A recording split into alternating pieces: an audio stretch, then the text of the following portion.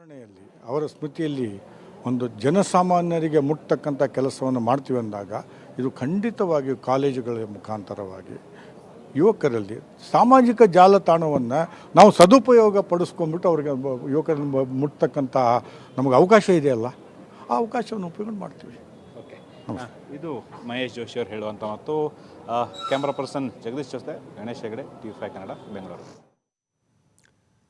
ಇನ್ನು ಒಂದೆಡೆ ಗಣ್ಯರು ಈಗ ರಾಷ್ಟ್ರೋತ್ಥಾನ ಆಸ್ಪತ್ರೆಯತ್ತ ಆಗಮಿಸ್ತಾ ಇದ್ದಾರೆ. ಈ ನಡುವೆ ಸಾಕಷ್ಟು ಭದ್ರತೆಗಳನ್ನು ಈಗಾಗಲೇ ಕೈಗೊಳ್ಳಲಾಗಿದೆ.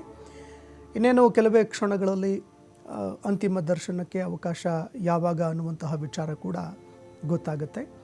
ಇನ್ನು SL ಭೈರಪ್ಪನವರ ಜೊತೆಗೆ ತಮಗಿದ್ದಂತಹ ಒಡನಾಟ, ಅವರ ವ್ಯಕ್ತಿತ್ವ ಹೇಗಿತ್ತು, ಇದರ ಜೊತೆಗೆ ಸಾಮಾಜಿಕ ಜಾಲತಾಣ ಇದೆಲ್ಲದರಿಂದಲೂ ಕೂಡ ಅವರು ತುಂಬ ದೂರ ಇರ್ತಾ ಇದ್ದರು. ಮೊಬೈಲ್ಗಳನ್ನು ಕೂಡ ಬಳಕೆ ಮಾಡಿಕೊಳ್ತಾ ಇರಲಿಲ್ಲ. ಹೀಗೆ ಅನೇಕ ರೀತಿಯಾಗಿ ಅವರ ಜೊತೆಗೆ ಒಡನಾಟ ಹೊಂದಿರುವಂಥ ಗಣ್ಯರು ಈಗ ಅವರನ್ನು ಸ್ಮರಿಸಿಕೊಳ್ತಾ ಇದ್ದಾರೆ.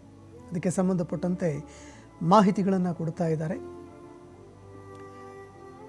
ಇನ್ನು ಮತ್ತೊಂದೆಡೆ ಆಗಲೇ ಶಾಸ್ತ್ರಿ ಅವರ ಮಗ ಕೂಡ ಮಾತನಾಡ್ತಾ ಇರಬೇಕಾದ್ರೆ ಹೇಳ್ತಾ ಇದ್ರು,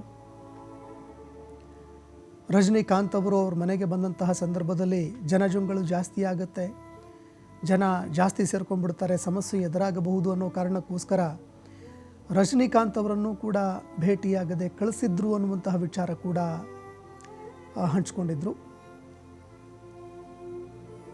ಯಾಕಂದರೆ ಜನರ ನಡುವೆ ಅತಿ ಹೆಚ್ಚು ಜನರ ನಡುವೆ ಹೋಗಿ ಸಮಸ್ಯೆಗೆ ಒಳಪಡುವಂಥದ್ದು ಮತ್ತೊಂದು ಮಗದೊಂದು ಇದರೆಲ್ಲದರಿಂದಲೂ ಕೂಡ ಅವರು ದೂರ ಇರ್ತಾ ಇದ್ದರು. ಜೊತೆಗೆ ಕಾಂಟ್ರವರ್ಸಿಯಿಂದಲೂ ಅವರು ತುಂಬ ದೂರ ಇರ್ತಾ ಇದ್ದರು.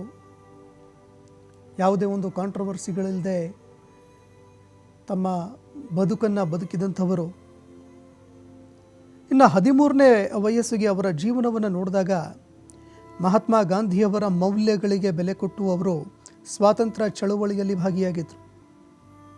ದೇಶದ ಸ್ವಾತಂತ್ರ್ಯದ ಸಂದರ್ಭದಲ್ಲಿ ಕ್ವಿಟ್ ಇಂಡಿಯಾ ಮೂವ್ಮೆಂಟ್ ಏನು ನಡೀತಾ ಇತ್ತು, ಅದೇ ಸಂದರ್ಭದಲ್ಲಿ ಅವರು ಭಾರತದ ಸ್ವಾತಂತ್ರ್ಯ ಹೋರಾಟದ ಒಂದು ಅಖಾಡಕ್ಕೂ ಕೂಡ ಧುಮುಕಿದ್ರು.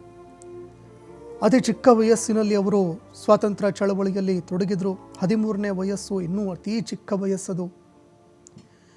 ಅದೇ ಒಂದು ಸಂದರ್ಭದಲ್ಲಿ ಈ ನೆಲದ ಮೇಲೆ ನಮ್ಮನ್ನು ಗುಲಾಮಗಿರಿಯಲ್ಲಿ ಇರಿಸಿದಂತಹವರ ವಿರುದ್ಧ ಹೋರಾಡಿದಂತಹ ಒಂದು ಚೈತನ್ಯ ಇವತ್ತು ನಮ್ಮನ್ನು ಅಗಲಿದೆ.